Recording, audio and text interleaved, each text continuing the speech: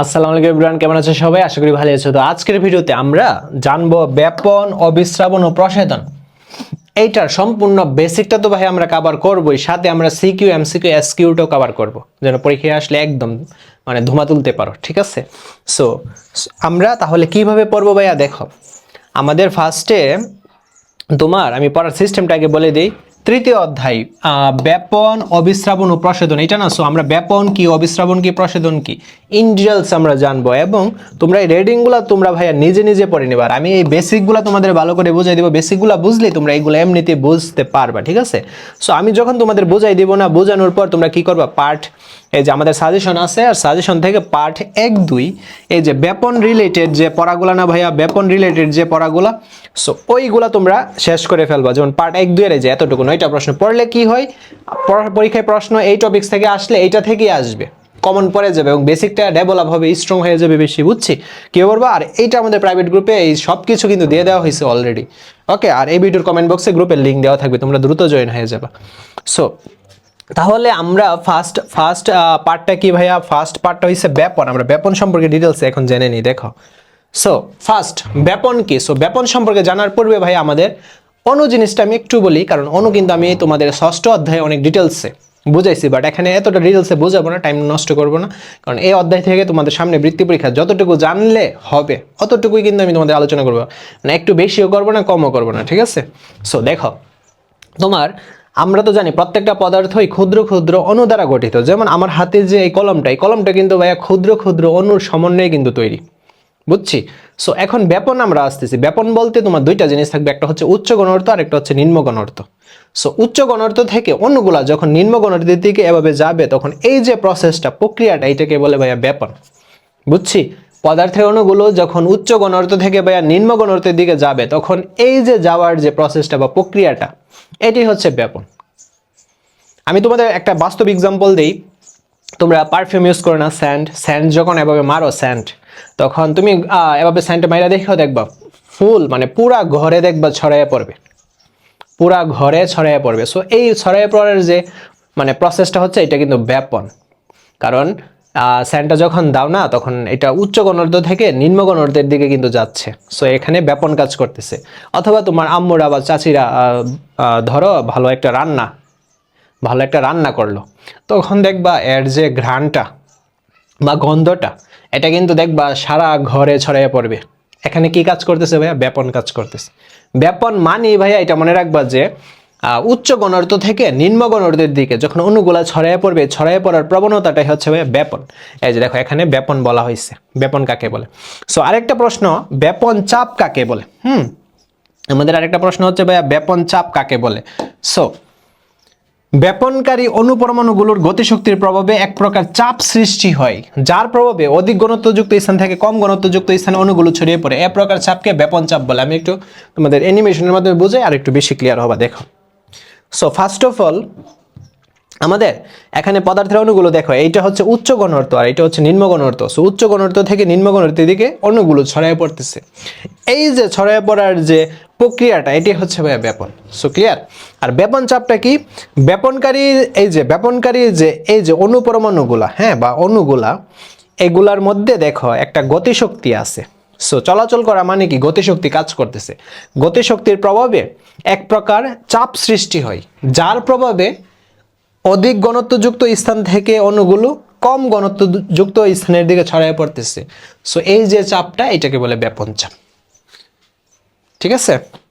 So আমরা কিন্তু ব্যাপনটা ভাইয়া বুঝলাম। সো আমরা এখন বইয়ে চলে যাই। দেখো, এইগুলা এখন সুন্দর করে তোমরা বুঝবা, রিডিংটা পড়ে নিও, বুঝবা। সো আরেকটা পার্ট হইছে আমাদের প্রশ্ন যেটা আসে, ব্যাপনের গুরুত্ব। ব্যাপনটা কি কি কাজে লাগে, গুরুত্ব সিকিউতে কিন্তু পাবা। সো এই পার্টটা সুন্দর করে তোমরা পড়ে নিবা। আর এই পার্টটা থেকে কিন্তু ভাইয়া এমসিকিউ আসে, এমসিকিউ তোমরা কমন পাবা। ঠিক আছে? এটাকে আমাকে আর বুঝাই দিতে হবে এই সময়ে? পয়রা কি টাইম লস করার দরকার আছে? তোমরা এটা একটু 1 লাইন 2 লাইন পড়বা, দেখবা মাথার মধ্যে চলে গেছে। ঠিক আছে? আচ্ছা, সো তারপর আমরা অবিশ্রাবণ কি এই জিনিসটা জানবো। সো অবিশ্রাবণ জিনিসটা জানার পূর্বে আমাদের 3টা জিনিস জানতে হবে। 3টা জিনিস হচ্ছে, একটা হচ্ছে অভেদ্য পর্দা। অভেদ্য বলতে কি বুঝে ভাইয়া? যেটাকে তোমার ভেদ করা যায় না। অব্যাহত কি, যেটাকে ব্যাদ করা যায় না, মনে রাখো। আর ব্যাদ্য পর্দা কি, যেটাকে ব্যাদ করা যায়। অব্যাহত পর্দা, ব্যাদ্য পর্দা আর অর্ধব্যাদ্য পর্দা। অর্ধব্যাদ্য পর্দা বলতে মানে ব্যাদ করা যাবে অর্ধেক, এরকম একটা সিস্টেম আর কি। সো যাই হোক, আমরা দেখি অব্যাহত পর্দা, যে পর্দা দিয়ে দ্রাবক ও দ্রব উভয় প্রকার অণুগুলো চলাচল করতে পারে না তাকে কি বলে? অব্যাহত পর্দা। সো যে পর্দা দিয়ে দ্রাবক ও দ্রব অণু কোনোটাই চলাচল করতে পারবে না ওইটাকে কি বলে ভাইয়া? অব্যাহত পর্দা। বুঝছি আমরা? সো তার আগে এখানে একটা বিষয় আইলো না যে দ্রাবক ও দ্রব অণু, সো এটা সম্পর্কে তো আমাদের একটু বেসিক ক্লিয়ার থাকতে হবে না? তাহলে তো আমরা বুঝবো না যে দ্রাবক অণু কি আর দ্রব অণু কি, তাই না? সো দেখো আমি এইটা সম্পর্কে আগে একটু ধারণা দিই। সো দ্রাবক, এই যে দেখো দ্রাবক, দ্রাবক জিনিসটা কি, আমি এখানে একটা চিত্র আঁকি তাহলে তোমাদের আর একটু বুঝতে ইজি হবে। সো এখানে আঁকতেছি, দেখো।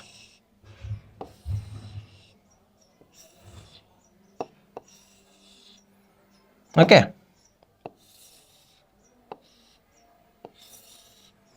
ওকে। সো এই যে ভাইয়া পাত্রটা, এই পাত্রটার মধ্যে আমি খাবার লবণ দিচ্ছি, দেখো খাবার লবণ NaCl, NaCl, এটা হচ্ছে ভাইয়া খাবার লবণ। এই পাত্রটার মধ্যে খাবার লবণ দিচ্ছি। এখন আমি বললাম এই পাত্রটার মধ্যে ধরো খাবার লবণ আমি জানি না, ধরো জানি না, কোনো একটা কিছু আমি দিলাম, বাট আমি বললাম যে এইটার বৈশিষ্ট্য নির্ধারণ করো, মানে এইটা জিনিসটা কি, এইটার বৈশিষ্ট্য নির্ধারণ করো। এখন বৈশিষ্ট্য নির্ধারণ করতে গেলে আমাদের পানি লাগবে ভাইয়া, আমাদের পানি লাগবে, পানি পানি পানি বলতে আমাদের H2, আমাদের H2 পানি লাগবে, পানি। হ্যাঁ, আমি যেই মাত্র ভাইয়া এই পাত্রটার মধ্যে, আমরা যেই মাত্র ভাইয়া এই পাত্রটার মধ্যে পানি ডাললাম, পানি ডালার ফলে কি হইতেছে, এই পানিটা খাবার লবণটাকে কি করবে, গুলাইয়া ফেলবে আর কি পানিটাকে। দেন আমি কিন্তু পানিটা দেওয়ার ফলে আমি কিন্তু বুঝতে পারতেছি টেস্ট করে, এভাবে খাইলাম, খাই টেস্ট করলাম, একটু কটা কটা লাগতেছে, তার মানে এটা খাবার লবণ। সো তাহলে এখানে দুইটা জিনিস আইসা পড়লো, দ্রব আর দ্রাবক আইসা পড়লো। দ্রব জিনিসটা কি ভাইয়া?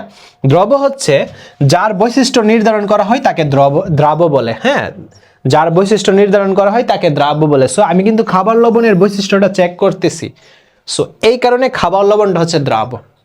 যার বৈশিষ্ট্য নির্ধারণ করা হয় তাকে কি বলে ভাইয়া? দ্রাব্য বলে। আর দ্রব জিনিসটা কি? যে উপাদানের সাহায্যে, হ্যাঁ, যে উপাদানের সাহায্যে কোনো একটা কিছুর বৈশিষ্ট্য নির্ধারণ করা হয় বা চেক করা হয় ওইটাকে বলে দ্রাবক। সো পানিটা হচ্ছে দ্রাবক, পানিটা অলওয়েজ দ্রাবক। দেখো, যে উপাদানের সাহায্যে কোনো বস্তু বা পদার্থের বৈশিষ্ট্য নির্ধারণ করা হয় তাকে কি বলে? দ্রাবক বলে। পানির সাহায্যেই তো আমি খাবার লবণের বৈশিষ্ট্যটা নির্ধারণ করতেছি যে এটা আসলে কি। সো এই কারণে যেইটা নির্ধারণ করবে যে এটা আসলে কি, ওইটা হচ্ছে দ্রাবক। পানিটা কি ভাইয়া? পানিটা হচ্ছে ভাইয়া আমাদের দ্রাবক, ঠিক আছে? পানিটা আমাদের ভাইয়া, পানিটা আমাদের দ্রাবক। আর খাবার লবণ, এইটার বৈশিষ্ট্য আমরা চেক করতেছি, সো এইটা হচ্ছে ভাইয়া দ্রাবক। বুঝছি? আর এখানে দ্রব ও দ্রাবণ এখানে একটা মিশ্রিত অবস্থায় আছে, সো এটাকে বলে কি? দ্রবণ, দ্রবণ। সো ঠিক আছে, সো এই যে দেখো দ্রাব এবং দ্রাবকের মিশ্রণকে কি বলে? দ্রবণ বলে। এখানে যে মিশ্রিত অবস্থায় হয়েছে এইটাকে বলে দ্রবণ। দ্রাব, দ্রাবক, দ্রবণ। ক্লিয়ার হয়েছে ভাইয়া? ওকে। সো এখন আমরা যাই, দেখো কোথায় আসছিলাম, এই যে। সো অভেদ্য পর্দাটা কি? যে পর্দা দিয়ে দ্রাবক অর্থাৎ পানি এবং দ্রব, এনি মানে যে কোনো একটা উপাদান হতে পারে। সো যে পর্দা দিয়ে দ্রাবক ও দ্রব উভয় প্রকার পদার্থের অণুগুলো চলাচল করতে পারে না, মানে কোনোটাই পারে না, তাকে কি বলে? অভেদ্য পর্দা, মানে যেটাকে ভেদ করা যায় না। That's enough. দেন ভেদ্য পর্দা আর অভেদ্য পর্দার এক্সাম্পল দিচ্ছে পলিথিন, কিউটিন যুক্ত কোষ প্রাচীর ইত্যাদি। তুমি পলিথিন চেক করো, পলিথিনের ভিতর দিয়ে কি পানি ঢুকবে না। সো এই ক্ষেত্রে এটা হচ্ছে অভেদ্য পর্দা। তারপর ভেদ্য পর্দা, মানে যেটার মধ্যে ভেদ করতে পারবে, যে পর্দা দিয়ে দ্রাবক ও দ্রব উভয় প্রকার অণু সহজে চলাচল করতে পারে তাকে ভেদ্য পর্দা বলে। আর ভেদ্য পর্দার এক্সাম্পল হচ্ছে কোষ প্রাচীর। এগুলো এমসিকিউর মধ্যে কিন্তু ভাই আসতে যাচ্ছে, ঠিক আছে? সো তারপর এইটা কিন্তু আমাদের কাজে লাগবে, অর্ধভেদ্য পর্দাটা। অবিশ্রাবণে অর্ধভেদ্য পর্দা কাজে লাগে। সো আমার এই বেসিক কথাগুলো মনে রাখো। অর্ধভেদ্য পর্দা, যে পর্দা দিয়ে কেবল দ্রবণের দ্রাবক অণু, দেখো যে পর্দা দিয়ে দ্রবণের কেবল কি হবে? দ্রাবক অণু, উদ্ভিদের ক্ষেত্রে পানি চলাচল করতে পারে কিন্তু দ্রব অণু চলাচল করতে পারে না, বা দ্রাব অণুটা যে এটা চলাচল করতে পারে না তাকে অর্ধভেদ্য পর্দা বলে। আমি আরেকবার ক্লিয়ার করি ভাইয়া, ধরো এখানে আমার এই যে পাত্রটা, এই যে পাত্রটা, এই পাত্রটার মধ্যে ভাইয়া, এই পাত্রটার মধ্যে আমার এখানে ধরো পানি আছে, আর এখানে ধরো চিনি আছে, ঠিক আছে? এখানে পানি আছে ভাইয়া, আর এখানে চিনি আছে, ঠিক আছে? এখানে পানি আছে আর এখানে চিনি আছে। সো পানিটা তো আমরা বুঝি দ্রাবক, সো দ্রাবক অনুটা চলাচল করতে পারবে বা যেতে পারবে, বাট দ্রাবটা যেতে পারবে না। সো এটাই হচ্ছে ভাইয়া অর্ধবের্ধ পর্দার কাজ, ঠিক আছে? সো এইটাই অর্ধবের্ধ পর্দার কাজ। যে পর্দা দিয়ে কেবল দ্রাবক অণু চলাচল করতে পারে কিন্তু দ্রব অণু চলাচল করতে পারে না, তাকে অর্ধবের্ধ পর্দা বলে। ক্লিয়ার? যেমন কোষ পর্দা, ডিমের খোসার ভিতরের পর্দা, মাছের পটকার পর্দা, জীবজন্তুর পিত্তথলির পর্দা, এই এক্সাম্পল হচ্ছে এইগুলো। ওকে, সো যেহেতু এটা আমাদের অবিশ্রাবণ, আমরা এখন অবিশ্রাবণ জিনিসটা কি এটা আমরা জানি। দেখো এই যে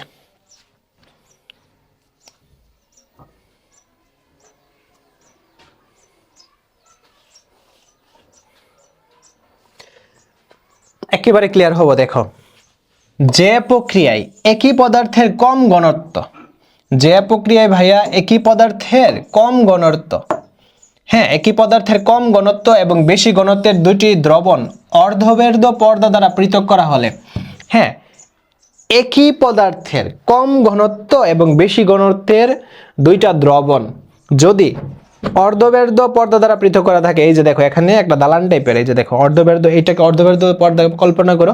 সো এটা দ্বারা দেখো পৃথক করা হয়েছে এই সাইডটা এবং এই সাইডটাকে। দ্রাবক পদার্থের অণুগুলো কম ঘনত্বের দ্রবণ থেকে অধিক ঘনত্বের দ্রবণের দিকে যায়, তাকে অবিশ্রাবণ বলে। সো আমরা ব্যাপনটা কি দেখছিলাম ভাইয়া? ব্যাপনটা দেখছিলাম আমরা অধিক ঘনত্ব থেকে কম ঘনত্বের দিকে যাচ্ছে, বাট অবিশ্রাবণটা হচ্ছে কম ঘনত্ব থেকে বেশি ঘনত্বের দিকে যাবে, ওইটাকে বলে ভাইয়া অবিশ্রাবণ, ঠিক আছে? সো এই যে দেখো, কম ঘনত্বের দ্রবণ থেকে অধিক ঘনত্বের দ্রবণের দিকে যাবে, তাকে বলে অবিশ্রাবণ, বুঝছি? এবং এটা অবশ্যই অর্ধবের্ধ পর্দা দ্বারা পৃথক করা থাকবে এবং কম ঘনত্ব থেকে বেশি ঘনত্বের দিকে যাবে, এইটাকে কি বলে ভাইয়া? অবিশ্রাবণ, মানে ব্যাপনের উল্টাটা। ক্লিয়ার? সো আমরা আরেকটু বেশি ইজি হব, আমরা দেখো অ্যানিমেশনটা দেখি। এই যে এখানে দুইটা সাইড, এটা হচ্ছে কম ঘনত্বের আর এটা হচ্ছে বেশি ঘনত্বের। অণুগুলা দেখো কম ঘনত্ব থেকে বেশি ঘনত্বের দিকে যাচ্ছে, হ্যাঁ। সো কম ঘনত্ব থেকে বেশি ঘনত্বের দিকে যাচ্ছে যে অণুগুলা, সো এই আর এইটার অণু সমান ছিল, বাট যাওয়ার পরে কি হইলো ভাইয়া? অণুগুলো দেখো, অণুগুলো এই যে এই সাইডে, এখান থেকে যখন এখানে যাবে এইটার অণুগুলা মাস্ট বি বেশি হয়ে যাবে, তখন উপরের দিকে দেখো ওটা শুরু করছে। সো এখানে মূলত অবিশ্রাবণ কাজ করতেছে। এবং এইটা দেখো অর্ধবের্ধ পর্দা দ্বারা পৃথক করা আছে না ভাইয়া? এই যে অর্ধবের্ধ পর্দা দ্বারা পৃথক করা আছে। সো এইটা হচ্ছে ভাইয়া অবিশ্রাবণ। আমি আশা করি ক্লিয়ার তোমরা। সো এখন আমরা দেখি, এই যে ভাইয়া তোমার অবিশ্রাবণের একটা বাস্তব এক্সাম্পল হচ্ছে কিসমিস। আমরা এইটার প্রসেসটা একটু দেখিনি। দেখো এটার প্রসেসটা একটু দেখিনি। সো আমরা এখানে আবার দেখো,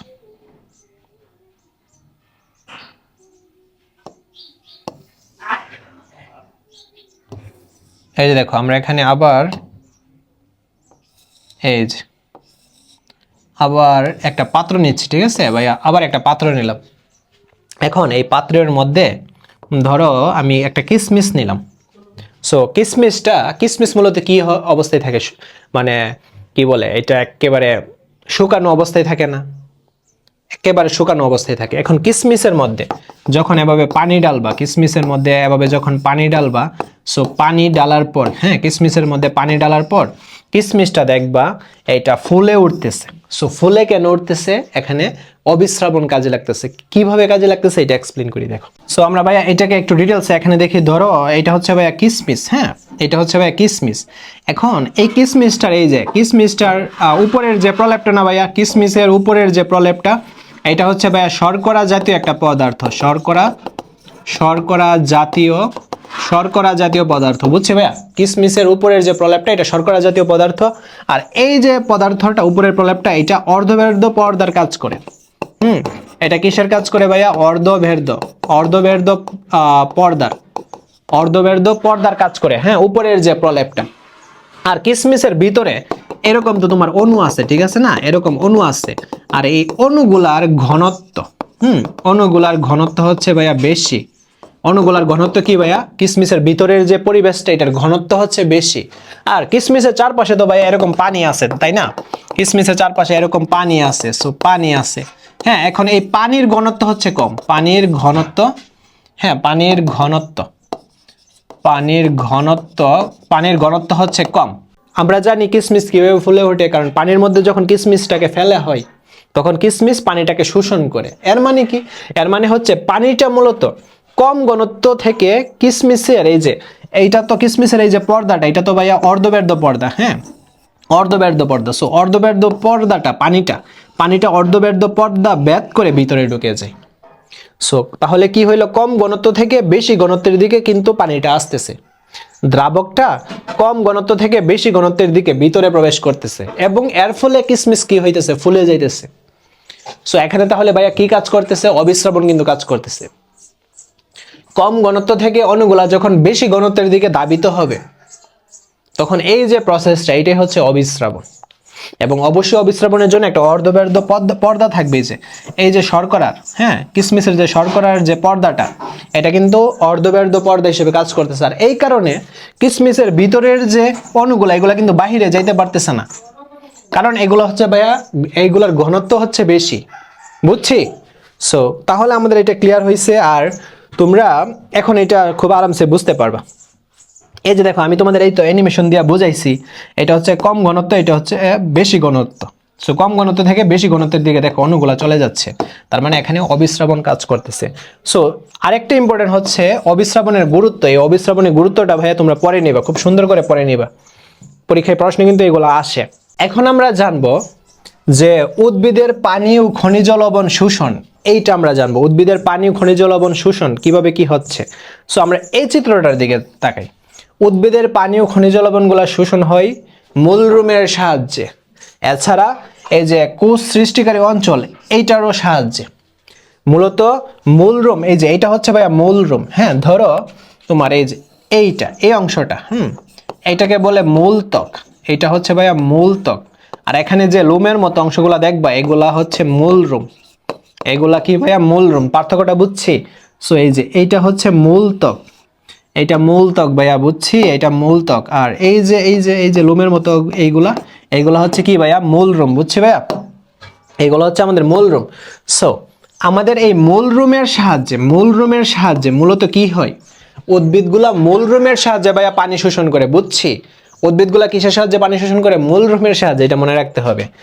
আর কোষ সৃষ্টিকারী এই জায়গাটা হচ্ছে ভাইয়া কোষ সৃষ্টিকারী অঞ্চল। কোষ সৃষ্টিকারী অঞ্চলের সাহায্যে আমাদের মূলত খনিজ লবণগুলা মাটি থেকে শোষিত হয়। খনিজ লবণগুলা উদ্ভিদ কি করে?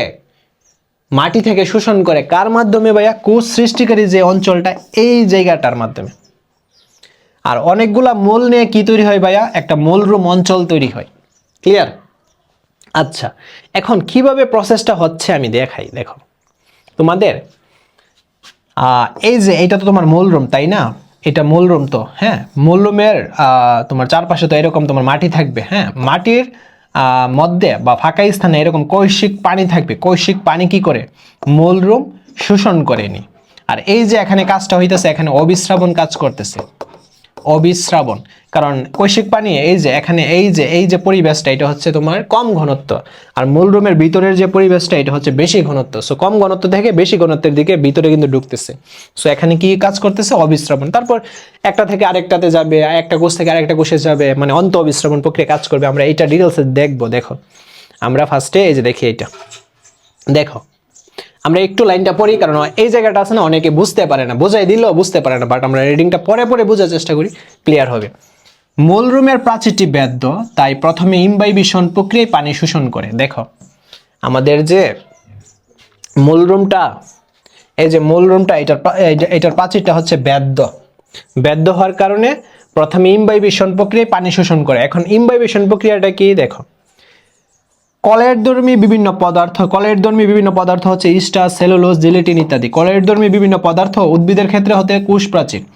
কলেরধর্মী বিভিন্ন পদার্থ যে প্রক্রিয়ায় নানা ধরনের তরল পদার্থ শোষণ করে তাকে ইমবাইবিশন বলে। কলেরধর্মী বিভিন্ন পদার্থ যে প্রক্রিয়ায় তোমার নানা ধরনের তরল পদার্থ কি করে? শোষণ করে, তাকে ইমবাইবিশন বলে। ইমবাইবিশন। সো এইটা ইম্পর্টেন্ট কিন্তু ইম্বাইবেশন কাকে বলে। আচ্ছা, এবং কোষ প্রাচীরের নিচে অবস্থিত অর্ধবেধ পর্দা প্লাজমা পর্দার সংস্পর্শে আসে। কোষ প্রাচীরের নিচে অবস্থিত অর্ধবেধ প্লাজমা পর্দার সংস্পর্শে আসে। আচ্ছা দেখো, এই যে এইটা তো আমাদের মূল রুম, তাই না? এটা হচ্ছে ভাই আমাদের মূল রুম, ভালো করে একটু বুঝছো, এটা হচ্ছে আমাদের মূল রুমটা।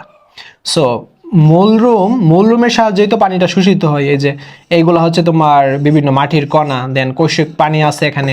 মূল রুমটা কি করে, এভাবে পানিটা শোষণ করে, হ্যাঁ, শোষণ করার পর, আর এটা হচ্ছে তোমার মূলত্বক। মূলত্বক, এটা হচ্ছে মূলত্বক। সো এটার ভিতরে যাবে, মূল রুম দিয়েই তো তোমার ভিতরে যায়।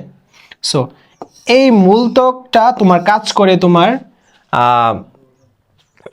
অর্ধবেধ পর্দা হিসেবে। মূলত্বকটা কাজ করে কি হিসেবে ভাইয়া? অর্ধবেধ পর্দা হিসেবে। সো যখন এভাবে যাবে, এটা তো তোমার হালকা ঘনত্বটা কম না, আর এইটার ভিতরের পরিবেশ, মূলত্বকের ভিতরের পরিবেশ হচ্ছে উচ্চ ঘনত্ব। সো হালকা ঘনত্ব থেকে যখন উচ্চ ঘনত্বের দিকে এই যে এভাবে শোষণ হয়ে ভিতরে যাবে, তখন এটা কিসের মাধ্যমে হচ্ছে? অবিস্রাবণ প্রক্রিয়ায় হচ্ছে না? হ্যাঁ। তারপর ভাইয়া কি হচ্ছে, তোমার এভাবে এক কোষ থেকে আরেক কোষে পানিটা যাবে, দেন এইটা থেকে এইটাতে যাবে। সো এখানে কিন্তু অন্ত অবিস্রবণ প্রক্রিয়া কাজ করতেছে। কিভাবে? কারণ ধরো এই কোষে পানিটা এখন আছে, সো এই কোষের যে ঘনত্বটা, এইটা অপেক্ষা এই কোষের ঘনত্বটা বেশি, এইটার ঘনত্ব হচ্ছে কম, আর এইটার হচ্ছে বেশি। সো কম ঘনত্ব থেকে বেশি ঘনত্বের দিকে কিন্তু পানিগুলো এভাবে গতিশীল হচ্ছে। সো এটাই হচ্ছে অন্ত অবিস্রবণ প্রক্রিয়া। এভাবে তোমার এটা হচ্ছে ভাইয়া জাইলেম টিস্যু। এটা হচ্ছে জাইলেম টিস্যু। আবার টিস্যু দুইটা, একটা জাইলাম একটা ফ্লোয়েম। জাইলাম টিস্যুর মাধ্যমে কি হয়, তোমার এই যে মূল রুম বা তোমার কি বলে, সো এই যে তোমার পানিটা, হ্যাঁ, বা খনিজ লবণটা, এটা কি করে? জাইলেম টিস্যুর কাজই হচ্ছে পরিবহন করা। জাইলেম টিস্যু তোমার উদ্ভিদের একেবারে পাতায় পৌঁছাই দিবে পানিটা বা খনিজ লবণটা। এর ফলে পাতা নিজের খাদ্য নিজে তৈরি করতে পারবে, মানে শালক সংশ্লেষণ প্রক্রিয়াকে কাজে লাগে। সো জাইলেম টিস্যুর কাজ এইটাই, পরিবহন করা পানি এবং খনিজ লবণকে। আরেকটা টিস্যু আছে ভাইয়া ফ্লোয়েম টিস্যু। ফ্লোয়েম টিস্যুর ভাইয়া কাজ কি? ফ্লোয়েম টিস্যুর কাজ হচ্ছে ভাইয়া তোমার পাতা যে খাদ্যটা তৈরি করছে, এই খাদ্যটা তোমার উদ্ভিদের বিভিন্ন শাখা প্রশাখা কাণ্ডে পৌঁছাই দিবে। সো পৌঁছানোর কাজটা হচ্ছে ফ্লোয়েম টিস্যুর কাজ। সো এগুলো সামনে আসবে। সো আপাতত বুঝছো কিভাবে আমাদের পুরো প্রসেসটা কাজ করতেছে? সো এইটা এখানে ব্যাখ্যা দিয়েছে। দেখো, মূলরুমের কোষীয় দ্রবণের ঘনত্বের তুলনায় তার পরিবেশের দ্রবণের ঘনত্ব কম থাকায় পানি কোষের মধ্যে অন্ত অবিশ্রাবণ প্রক্রিয়া প্রবেশ করে। মূলের বাইরের আবরণ থেকে কেন্দ্র পর্যন্ত সব কোষের কোষরসের ঘনত্ব সমান নয়। ফলে কোষান্তর অবিশ্রাবণ কারণে মূলের এক কোষ থেকে অন্য কোষে পানি গতি অব্যাহত থাকে এবং পরিবেশে পানি কাণ্ডের জাইলাম বাহিকার মাধ্যমে পাতায় পৌঁছায়। সো আমি তোমাদের এটা বুঝাই দিচ্ছি, দেখছো এখন ক্লিয়ার হয়েছে। তারপর উদ্ভিদের খনিজ লবণ শোষণ পদ্ধতি। আর আমি তোমাদের বলছি ভাইয়া, খনিজ লবণ শোষণ করে কোনটা দ্বারা? উদ্ভিদ এই জায়গাটা দিয়ে খনিজ লবণ শোষণ করে। আর পানি শোষণ করে ভাইয়া এই জায়গাটা দিয়ে। আমি কিন্তু অলরেডি তোমাদের বুঝাই দিছি। সো এখানে এইটাই বলছে। দেন এখন আমরা দেখব প্রসাধন কাকে বলে। সো আমরা প্রসাধনে চলে যাই। দেখো, এই যে প্রসাধন, উদ্ভিদের দেহাবন্তর থেকে পাতার মাধ্যমে বাষ্পাগারে পানির এই নির্গমন প্রক্রিয়াকে প্রসাধন বলে। সো আমরা তো জানি ভাইয়া যে তোমার মূলরুমের সাহায্যে পানিটা শোষণ হয়েছে, দেন শোষণ হওয়ার পর জাইলেম টিস্যু কি করে? পানিটাকে বা খনিজ লবণকে এই গাছের পাতায় পৌঁছে দিই। দেন পাতা কি করে? আমার খাদ্য তৈরি করে। আচ্ছা যাই হোক, দেন পরবর্তীতে এখানে যে একটা গাছ বা একটা উদ্ভিদ যে পানি শোষণ করতেছে মূলরুমের সাহায্যে মাটি থেকে, এখন অনেক সময় মাটি কিন্তু বেশি শোষণ করে পানি, আর পাতা যে খাদ্য তৈরি করতেছে, সো পাতা একটা নির্দিষ্ট লিমিট পর্যন্ত মূলত খাদ্যটা তৈরি করে, কারণ অতিরিক্ত খাদ্য তো সে তৈরি করবে না। তাহলে অতিরিক্ত যে পানিটা অলরেডি শোষিত হয়ে আছে, এইটা যদি এখন তার নিজের শরীরে থাকে তাহলে কিন্তু তার জন্য এটা ক্ষতিকর। সো এই ক্ষেত্রে উদ্ভিদ কি করবে ভাইয়া? এই অতিরিক্ত পানিটাকে সে পরিবেশে মানে ছাইরা দিবে। সো এইটাই হচ্ছে মূলত আক্ষরিক করতে, এইটাই হচ্ছে তোমার প্রসাধন জিনিসটা আর কি। সো এইটাই উদ্ভিদের দেহাবন্তর থেকে পাতার মাধ্যমে বাষ্পাকারে পানির এই নির্গমন প্রক্রিয়াকে কি বলে? প্রসাধন বা বাষ্পমোচন। সো আরেকটা জিনিস মনে রাখো যে উদ্ভিদ যে প্রসাধনটা করতেছে না, এটা কিন্তু উদ্ভিদের জন্য অনেক ক্ষতিকর, কারণ অনেক সময় উদ্ভিদ মারাও যেতে পারে বেশি পরিমাণ পানি যখন চলে যাবে। সো এটাকে বলা হয় উদ্ভিদের জন্য একটা নেসেসারি ইভেল, ক্ষতিকর একটা দিক, বুঝছি। আবার প্রসাধন অনেক গুরুত্বপূর্ণ, আমরা এটা দেখব। সো এখানে দেখো, আমরা যদি চিত্রটার দিকে তাকাই, এই যে দেখো উদ্ভিদের দেহাবন্তর থেকে পানি বাষ্পাকারে কিন্তু মানে নির্গমন করতেছে বা ছাইরা দিতেছে। সো এইটাই মূলত প্রসাধন, এই যে পানি কিন্তু ছাইরা দিতেছে, এবং এটা অবশ্যই পাতার মাধ্যমে। সো আমরা বুঝছি ভাইয়া। আচ্ছা, সো আমরা এখন দেখি এই যে প্রসাধন জিনিসটা আপাতত আক্ষরিক অর্থে এইটাই। আর এই যে উদ্ভিদের দেহাবন্তর থেকে পাতার মাধ্যমে বাষ্পকারে পানির নির্গমন প্রক্রিয়াকে প্রসাধন বা বাষ্পমোচন বলে। ভেরি ভেরি ইম্পর্টেন্ট কিন্তু ভাইয়া এটা। আর প্রসাধন প্রধানত পত্ররন্ধ্রের মাধ্যমে হয়। প্রসাধন যে বেশিরভাগটা না পত্ররন্ধ্রের মাধ্যমে হয়। হ্যাঁ, এছাড়া কাণ্ড ও পাতার কিউটিকেল এবং কাণ্ডের ত্বকে অবস্থিত লেন্টিসেল নামক এক বিশেষ ধরনের অঙ্গের মাধ্যমেও এই কিছু পরিমাণ মানে প্রসাধন হয় আর কি। সো এইটাও ইম্পর্টেন্ট। প্রসাধন কোথায় সংগঠিত হচ্ছে তার ভিত্তিতে প্রসাধন 3 প্রকার: পত্ররন্ধ্রীয় প্রসাধন, ত্বকীয় বা কিউটিকুলার প্রসাধন এবং লেন্টিকুলার প্রসাধন। সো এগুলো লাগবে না। আর এইটাও একটু দাগায় আন্ডারলাইন করে নিও। তারপর প্রসাধনের গুরুত্ব, এই যে দেখো এইগুলা একটু পরে নিও গুরুত্বটা। প্রসাধনের গুরুত্ব কিন্তু তোমার খ নম্বরে আসে, যে নেসেসারি ইভেলস, এটা দিয়ে কিন্তু একটা প্রশ্ন আসে। সো এইটা একটু পরে নিবা, ঠিক আছে। তারপর আসে পানি ও খনিজ লবণের পরিবহন। অলরেডি আমি তোমাদের কিছুটা বিশ্লেষণ করে দিচ্ছি। তারপরে দেখো আমরা কোথায় থেকে দেখব, এই যে শোষণের মতো পরিবহন পদ্ধতি উদ্ভিদের জন্য অতি গুরুত্বপূর্ণ। জাইলেম ও ফ্লোয়েম নামক পরিবহন টিস্যুর মাধ্যমে উদ্ভিদে পরিবহন ঘটে। জাইলেমের মাধ্যমে মূল দ্বারা শোষিত পানি পাতায় যায়। সো এই যে দেখো এখানে তো মূলরুমের সাহায্যে পানি শোষণ হয়েছে। এখন জাইলেম টিস্যুটার মাধ্যমে আছে না ভাইয়া একেবারে পাতার মধ্যে একেবারে ভাইয়া পাতার মধ্যে কি হবে, পানিটা চলে যাবে। সো এইটাই বলছে, এই যে দেখো পাতায় যায় এবং ফ্লোয়েম দ্বারা পাতায় উৎপন্ন তরল খাদ্য সারা দেহে পরিবাহিত হয়। সো এখানে একটা জিনিস বোঝার দরকার আছে, আমাদের যে জাইলেম টিস্যুটা এটার দিকটা কিন্তু একেবারে নিচের থেকে উপরের দিক, উপর থেকে কিন্তু নিচে হবে না, জাস্ট নিচে থেকে উপরের দিক। আর ফ্লোয়েম টিস্যুর কাজটা হচ্ছে সে উদ্ভিদের বিভিন্ন শাখা প্রশাখায় খাবারটা পৌঁছে দিবে। সো এই ক্ষেত্রে ফ্লোয়েম টিস্যু, এই যে পাতাটা না, এটা পাতা থেকে ফ্লোয়েম টিস্যুটা কি করবে, পাতা থেকে ভাইয়া ফ্লোয়েম টিস্যুটা, এই যে ফ্লোয়েম টিস্যুটা ধরো, এই যে পাতা থেকে, হ্যাঁ পাতা থেকে ফ্লোয়েম টিস্যুটা এই যে এভাবে এই দিকেও খাদ্য পরিবহন করতে পারে, আবার উপরের দিকেও খাদ্য বহন করতে পারে। সো ফ্লোয়েম টিস্যুটা দুই দিকে কিন্তু খাদ্য পরিবহন করতে পারে বা দুই দিকে চলাচল করতে পারে, রাস্তা দুই দিক। সো এইটাই দেখো। সুতরাং জাইলেম ও ফ্লোয়েম হলো উদ্ভিদের পরিবহনের পথ। উদ্ভিদ পরিবহন প্রক্রিয়াটি নিম্নলিখিতভাবে সম্পন্ন হয়। সো এটা তোমরা পারবা, আমি অলরেডি এইগুলা বুঝাই দিলাইছি, বুঝাইয়া দিয়ে ফেলছি। সো তারপর আমাদের এখানে দেখো কত হয়েছে, তোমরা তো পার্ট বাই পার্ট সব কিছু কভার করবাই। করার পর এখানে আমাদের সিকিউ আছে 7-8টার মতো, মেবি হ্যাঁ 7-8টার মতো সিকিউ আছে। সো এগুলো তোমরা পড়লেই পারবা। যেমন আমি অষ্টম অধ্যায়, দশম অধ্যায়, নবম অধ্যায়, হ্যাঁ এইগুলার ক্ষেত্রে আমি তোমাদের কিন্তু বুঝাই দিছি। ষষ্ঠ অধ্যায় এগুলোর ক্ষেত্রে কিন্তু সিকিউগুলো বুঝাই দিছি, বাট এগুলোর ক্ষেত্রে সিকিউ বোঝানোর দরকার নেই, এগুলো তোমরা এমনি পারবা, টাইম লস করার দরকার নেই। এই যে এখানে যে প্রশ্ন করা হয়েছে না ভাইয়া, এগুলো তোমরা নিজেরাই পারবা। সো আমি এই ক্ষেত্রে আর বোঝাচ্ছি না প্রশ্নগুলো, ওকে তোমরা নিজেরা পড়লে পেরে যাবে। যেগুলো আছে ভাই এগুলা থেকে কমন পড়বে, সুন্দর করে কমন পড়বে। আর এইগুলার পিডিএফ অবশ্যই তোমরা এই ভিডিওর কমেন্ট বক্সে আমাদের প্রাইভেট গ্রুপে লিঙ্ক দেওয়া থাকবে, প্রাইভেট গ্রুপে পেয়ে যাবা। ওইখানে মাত্র 2টা পোস্ট আছে, আমি তোমাদের দেখাই দিই, পোস্টটা পর্যন্ত দেখাই দিই। দেখো